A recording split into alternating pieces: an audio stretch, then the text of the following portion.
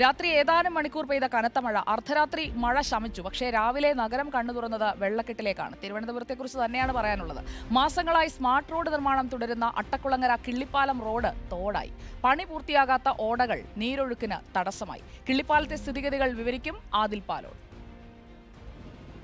ഇന്നലെ രാത്രി മുതൽ പെയ്യുന്ന കനത്ത മഴയിൽ തിരുവനന്തപുരത്തിൻ്റെ വിവിധ ഭാഗങ്ങളിൽ താഴ്ന്ന ഭാഗങ്ങളിലൊക്കെ വെള്ളക്കെട്ടുണ്ടാകുന്ന സാഹചര്യമുണ്ട്. നമ്മളിപ്പോൾ കാണുന്ന ദൃശ്യങ്ങളുള്ളത് തിരുവനന്തപുരം അട്ടക്കുളങ്ങര കരിമഠം പുത്തൻ റോഡാണ്. ഇതിൽ ഈ റോഡ് വഴിയാണ് ഈ ഭാഗത്ത് നിന്നും ഈ കിള്ളിപ്പാലം അട്ടക്കുളങ്ങര റോഡിൽ നിന്നുള്ള വഴിയാണിത്. ഇവിടെ നിന്നാണ് ആറ്റുകാൽ ഭാഗത്തേക്കൊക്കെ പോകുന്നത്. നിരന്തരം വാഹനങ്ങൾ പോകുന്ന റോഡാണ്. ഇവിടെ വെള്ളം കെട്ടിക്കിടക്കുന്നു. ഇതുവരെ താഴ്ന്നു പോയിട്ടില്ല എന്നുള്ളതാണ്.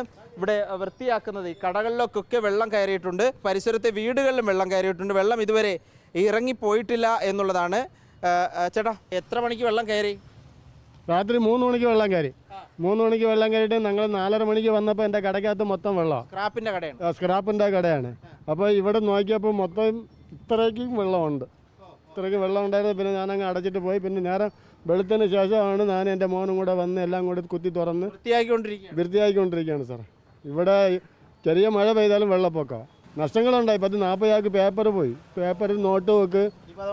ഇനി അത് ഉണക്കിയാലേ പോവുള്ളൂ. ഉണക്കിയാലും പകുതി വിലയ്ക്കേ കൊടുക്കാൻ പറ്റുള്ളൂ. തിരുവനന്തപുരം നഗരത്തിൽ താഴ്ന്ന ഭാഗങ്ങളിലൊക്കെ വെള്ളക്കെട്ട് രൂപപ്പെടുന്ന സാഹചര്യമുണ്ടായി. ഈ റോഡിൽ ഇപ്പോൾ ഗതാഗതം തന്നെ തടസ്സപ്പെടുന്ന രൂപത്തിലേക്ക് കാര്യങ്ങൾ പോകുന്നു എന്നതും കാണാം. ഇവിടെ ഏറ്റവും പ്രധാനപ്പെട്ട കാര്യം, ഈ തിരുവനന്തപുരത്ത് പല സ്മാർട്ട് സിറ്റി പദ്ധതി പ്രകാരമുള്ള സ്മാർട്ട് റോഡുകളുടെ പണി തുടരുകയാണ്. ഇപ്പോഴും 2 മാസം മുൻപ് പൂർത്തിയാക്കുമെന്ന് പറഞ്ഞ ഏപ്രിൽ മാസം തന്നെ പൂർത്തിയാക്കുമെന്ന് അറിയിച്ച റോഡുകൾ ഇതുവരെ പണി പൂർത്തിയായിട്ടില്ല. അതുകൊണ്ട് തന്നെ ഈ അപകട കെണികളായി റോഡ് നിർമ്മാണം മാറുന്ന കാഴ്ച കൂടിയുണ്ട്. ഇത് വളരെ പ്രധാനപ്പെട്ട റോഡാണ്. ഇന്നലെ വെള്ളം കയറിയപ്പോൾ ഈ കുഴികളൊക്കെ മൂടുന്ന രൂപത്തിലേക്ക് വെള്ളം നിറഞ്ഞിരുന്നു.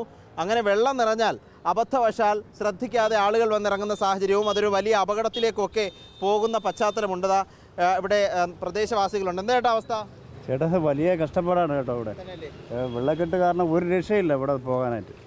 നമ്മൾ യാത്രക്കാരാണ്. നമുക്ക് ദിവസം പോകുമ്പോൾ നമുക്ക് തന്നെ അറിയാൻ പറ്റുള്ളൂ. വല്ലാത്ത കഷ്ടപ്പാടാണ്. കുഴികളൊക്കെ ഇങ്ങനെ കിടക്കുന്നത് ബുദ്ധിമുട്ടല്ലേ? വളരെയധികം ബുദ്ധിമുട്ടാണ്. വളരെയധികം ബുദ്ധിമുട്ട്.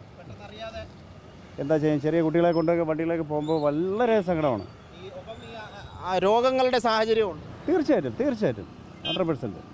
ഏതായാലും ഈ സാഹചര്യം തന്നെയാണ് നാട്ടുകാരും പങ്കുവയ്ക്കുന്നത്. വലിയ ബുദ്ധിമുട്ടിലാണ്. പ്രത്യേകിച്ച് ഈ കുഴികളൊക്കെ അടയ്ക്കാനോ അല്ലെങ്കിൽ നിർമ്മാണങ്ങളിൽ എന്തെങ്കിലും ഒരു കുഴി മൂടാനുള്ള സംവിധാനം എന്തെങ്കിലുമൊക്കെ ചെയ്യണമെന്ന ആവശ്യം നാട്ടുകാരും ഉന്നയിക്കുന്നുണ്ട്. ഒപ്പം ഈ സർക്കാർ ഒപ്പം തന്നെ തിരുവനന്തപുരം നഗരസഭയൊക്കെ വലിയ പദ്ധതികളൊക്കെ പ്രഖ്യാപിക്കുന്നുണ്ട്. പക്ഷേ അടിസ്ഥാനപരമായി പ്രശ്നങ്ങൾ അവസാനിക്കുന്നില്ല. മഴ ദുരിതങ്ങൾ തീരുന്നില്ല എന്നുള്ളതാണ് തിരുവനന്തപുരത്ത് നിന്നുള്ള കാഴ്ച.